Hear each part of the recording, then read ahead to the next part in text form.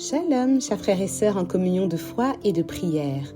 Nous sommes aujourd'hui le jeudi 9 novembre et je lis de la part du Seigneur l'Évangile selon Saint Jean, chapitre 2, versets 13 à 22. Comme la Pâque juive était proche, Jésus monta à Jérusalem. Dans le temple, il trouva installés les marchands de bœufs, de brebis et de colombes et les changeurs. Il fit un fouet avec des cordes et les chassa tous du temple, ainsi que les brebis et les bœufs.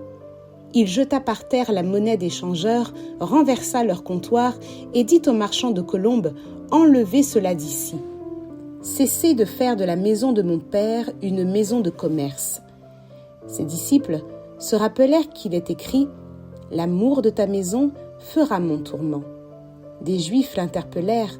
« Quel signe peux-tu nous donner pour agir ainsi ?» Jésus leur répondit « Détruisez ce sanctuaire, et en 3 jours, je le relèverai. » Les Juifs lui répliquèrent « Il a fallu 46 ans pour bâtir ce sanctuaire, et toi, en 3 jours, tu le relèverais ?» Mais lui parlait du sanctuaire de son corps. Ainsi, quand il se réveilla d'entre les morts, ses disciples se rappelèrent qu'il avait dit cela. Ils crurent à l'Écriture et à la parole que Jésus avait dite. Acclamons la parole de Dieu. Amen. Le Seigneur, en réalité, n'a pas besoin de ces lieux terrestres pour installer sa sainteté. Il est la sainteté. Il est 3 fois saint. Et Jésus est Fils du Dieu vivant. Dieu Emmanuel avec nous, parmi nous. Mais voilà, il veut que nous puissions reconnaître sa sainteté, reconnaître sa grandeur et l'honorer, le glorifier, l'élever, le bénir.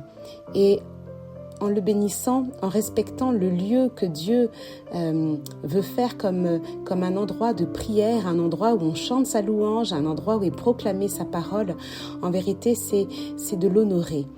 Et honorons aussi son Fils Jésus. Voilà, celui qui a donné sa vie pour nous, celui qui est ressuscité le 3e jour, celui qui nous a rachetés de nos fautes, de nos péchés. Oui, vraiment, humilions-nous devant le Seigneur, adorons-le, adorons son saint nom. Si nous le pouvons, voilà, prenons un temps d'adoration et glorifions son nom et demandons pardon pour tous ceux qui ne le glorifient pas, tous ceux qui ne l'aiment pas, tous ceux qui ne l'adorent pas, tous ceux qui ne croient pas en lui.